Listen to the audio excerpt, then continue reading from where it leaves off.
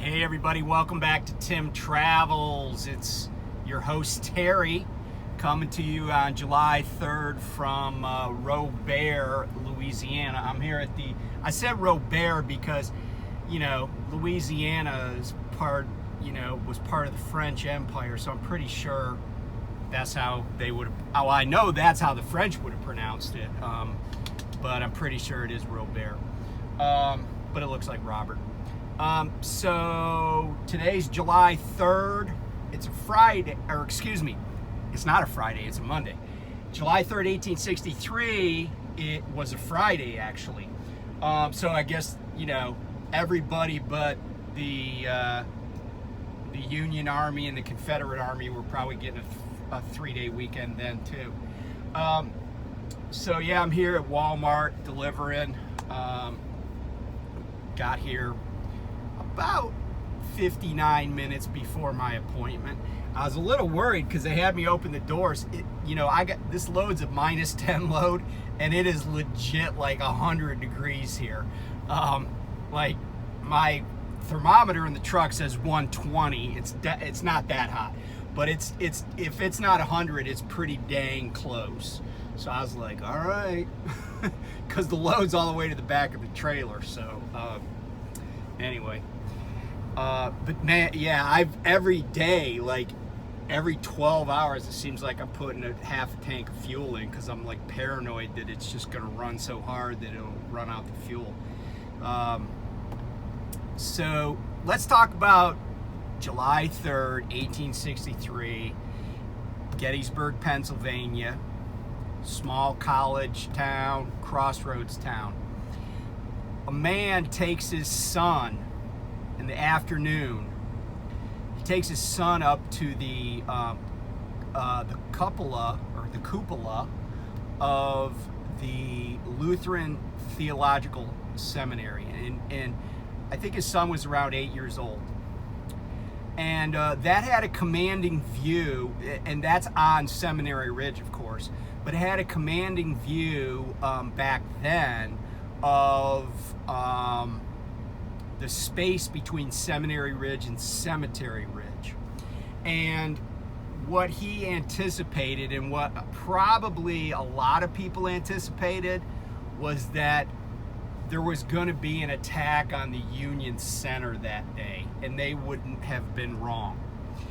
So let's kind of set the scenario. Remember, on the first and on the second, the Confederate Second Corps has fought a lot in the area of the Union right, around Culp's Hill, East Cemetery Hill, okay? And then there was an attack, also a coordinated attack on the Union left that does not succeed. Heavy casualties on both sides, but it doesn't succeed. Those were the divisions of McLaws and John Bell Hood. So, and of course, Anderson's troops are repulsed before really getting to the all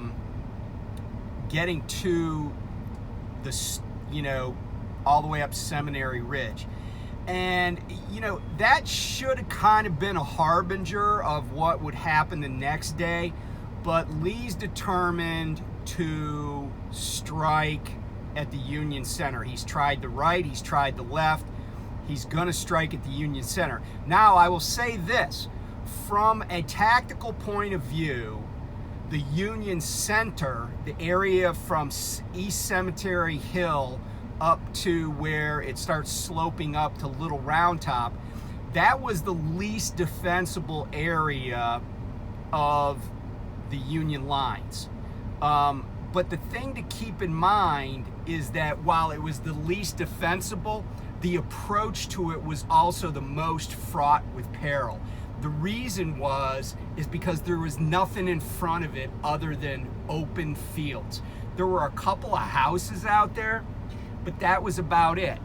The other thing that, has been proved, like scientifically or geologically actually, is using, and this work was done by, I think people at the I can't remember the name of but basically I don't know if it was the Defense Mapping Agency, but what these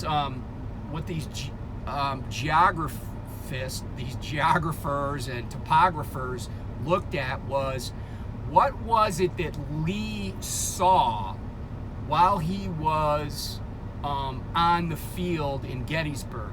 Because remember, I was talking about these swales and these rises in the terrain, and how even though between the ridges, right, it's not like a valley, right? Yeah, water would drain down, but then there's another like set of knolls, and those and if you ever want to see kind of what Lee was seeing, walk along Seminary Ridge and look across to Cemetery Ridge and see what you see. But then if you really want to understand, start walking towards Cemetery Ridge. It's going to take a while to get over there because they're not close together, right? It's not like down then up. It's more like down, then up a little, then down, then up a little, then down, then up.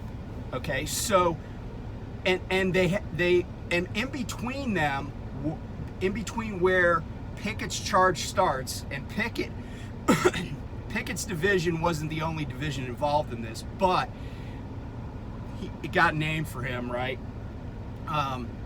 Pickett's charge starts. There's basically this Confederate bombardment that goes on for quite some time, and it turned out to be mostly ineffective. Yeah, it probably, destroyed some wagons, it killed some horses, it might have injured some people, maybe even killed some Union soldiers that were just in a bad spot. But it really didn't, there wasn't like there was this softening up of defenses, right? Because the defenses were really just the terrain itself, right? And some low-lying like stone fences and stuff like that. But there was this tree that was at the Union Center that is still there. There's a fence around it so no one can touch it, and I don't know why, but people have this penchant, because it's happened in other places, of like trying to literally destroy historic trees that have been there for a couple of centuries, and people have poisoned trees, seriously, and they've been arrested for it too. But anyway, so there's this tree, and it's called the copse, C-O-P-S-E, right? It's just this tree, it's almost by itself. There was some other foliage around it. And the Confederates were basically like told, okay, when you start going, you're going to head for that tree, right? Well, what happened though is that I really don't think the Confederates did their homework. And all of this responsibility has to fall on Lee, right? It has to fall on Lee. Remember I told you yesterday that the Confederates did not actually understand where the Union lines were on Round Top and Little Round Top. They didn't understand how far those lines extended and had to kind of backtrack and come up with, I guess it was Plan B, Plan A1 or something. They didn't understand all the terrain between them and where they were going to attack, and that would come back kind of to haunt them. Because I also told you that on day one of the things that the general staff, the adjutants did and the headquarters company did with Major General John Reynolds is when they were going to where they wanted to go, they were going cross lots, but they also knew the infantry needed to follow them straight, take the hypotenuse, right? And so they tore down fences. But what the Confederates encountered when they started moving across those fields towards Cemetery Ridge is a lot of fences, right? Because there were these people were farmers. So farmers fenced their land, right? To keep livestock in, keep trespassers out. They didn't do a good job, meaning the Confederates, of knowing what was in front of them and of understanding the terrain and knowing whether there were troops between them and where they thought they were going to encounter them. And it turns out there were heavy pickets that slowed down the Confederate advance. There were heavy, not just split rail fences, but there were these flat fences that were basically like a piece of, they were run through a sawmill, and they were big boards. And they're probably about, you know, like a foot to 18 inches. And you could see these fences in Gettysburg today. They're also really thick. It's like a big ass plank. And I don't know if you call them plank fences. I just call them board fences. But they were not the typical split rail where you could just like slide it and pull it out and or just step on it and crush it, right? Because remember, these are guys that, you know, the generals want them to stay in formation, right? Because they have to mass their firepower. So this encountering all of these physical objects and impediments on their way over there, plus the fact that once they started marching, their artillery quit firing, and then all the Union artillery is like, all right, it's time to go to work, right? These guys were getting holes just blown in their ranks. They were having to slow their march, to climb over fences under enemy artillery fire, and at some point they would have gotten close enough for riflemen to start shooting at them. So, you know, and another thing that happened was that the Confederates made, it was like they were on a parade almost. It was both magnificent but horrible, because these guys just marched to, lots of them marched to their deaths and really never had an impact on the battle. Now their sheer numbers started to, you know, carried up to the copse and to the, what is called the angle, because there's an angle in a stone fence, right? But when they got to the angle, there are troops behind both sides, right? And if you know anything about infantry tactics, for an ambush, right? L shape, whatever, 90 degree, that's the typical ambush formation, right? But in this case, it wasn't an ambush, it was just enfilade fire that just mowed down ranks of the Confederates. Some of the Confederates got over the wall, but it was a smattering of people, right? And the thing is, this assault was never gonna work. Because a lot of the people that left that tree line on Seminary Ridge, and if you kind of want to know where Lee was stationed, there is a big ass Virginia monument that supposedly is a place where Lee was when the attack was occurring. And I don't know, you know, I've never seen anything recorded about what he was thinking, but I can't believe, because, you know, Longstreet strongly advised against this assault. I can't believe that Lee could have sat there and watched, you know, just huge holes opening up in the ranks of Pickett's division, Pettigrew's division. You know, I just can't believe that he could have seen what he was seeing, and he would have had binoculars, and thought that this was a great idea. Because the thing was, remember that one of the tactical advantages that the Union had was that their interior lines, meaning behind their lines, like how quickly they could move troops from one part of their lines to the other, was a tiny fraction of how quickly the Confederates could move them, right? In other words, like the way the Union lines were set up, if you were facing this direction, you could turn, like if you were facing this direction, if you were facing basically east on Culp's Hill, you could turn around to about, not a 180 degree turn, but maybe like 120 degree turn, and start moving, and within just a few minutes, right, you could be in the center of the Union lines, right? Like very quickly they could move large numbers of troops around.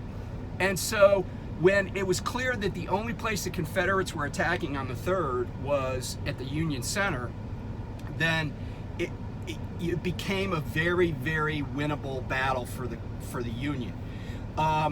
During that attack, right, the Union 2nd Corps Commander Winfield Scott Hancock is up on the lines encouraging the men. He's on horseback. His adjutants are like, "General, you got to get to the rear. You know, this is no place for the Corps commander to be." And Hancock's response is, "Hey, there are times when a Corps commander's life doesn't matter." Shortly after that, though, a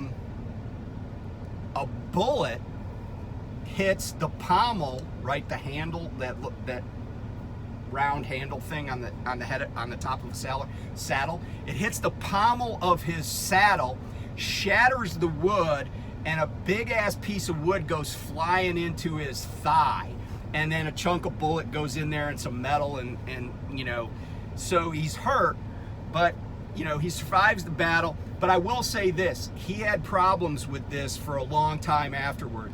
If you look at, there's a picture of him and his 3 division commanders during the Wilderness Campaign, and it's a picture where Hancock is seated, and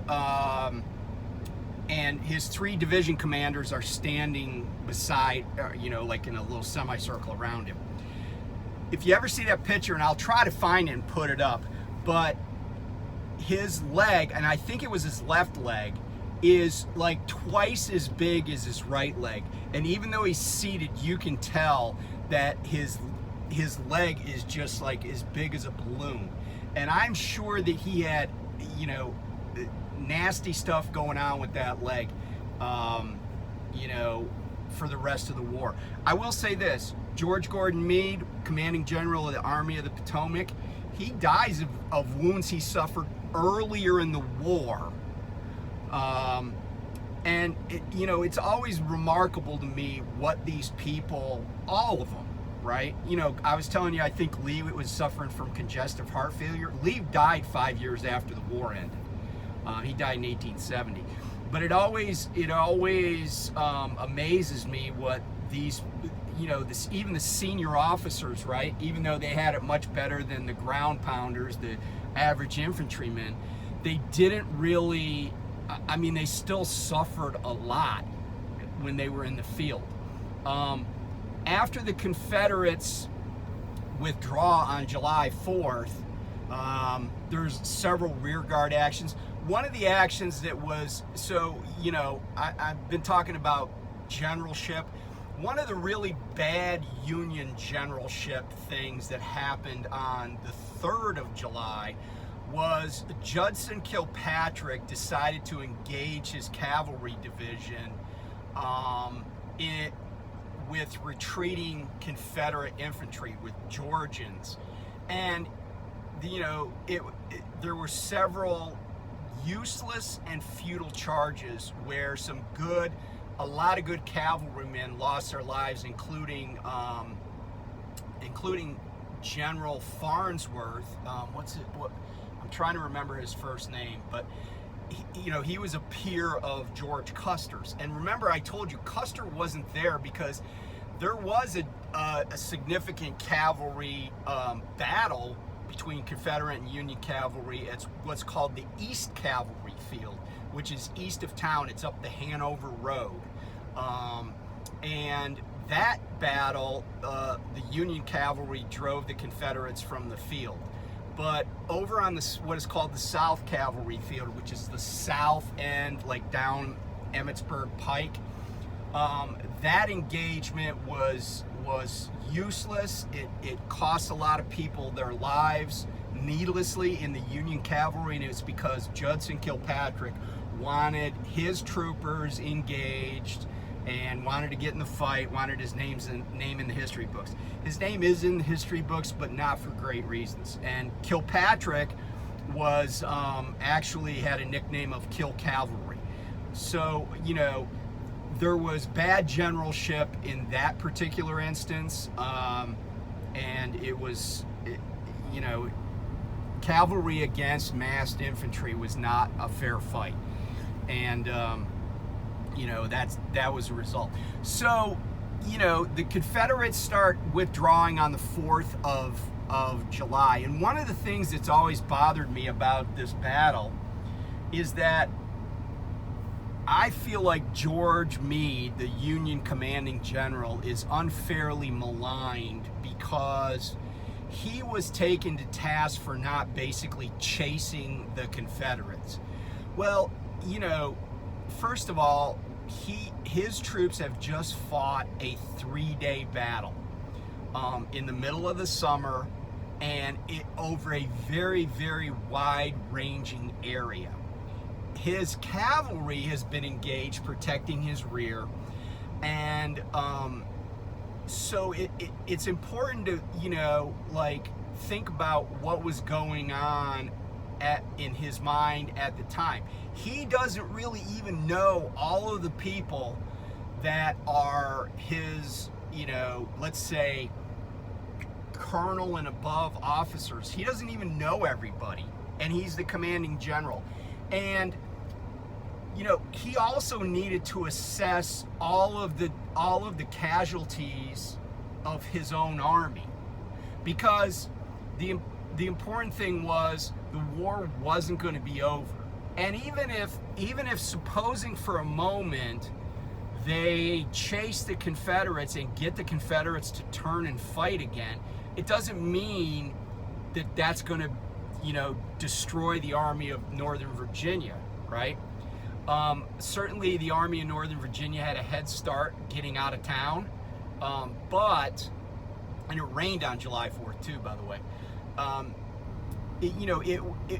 I think the Meade's unfairly maligned for that.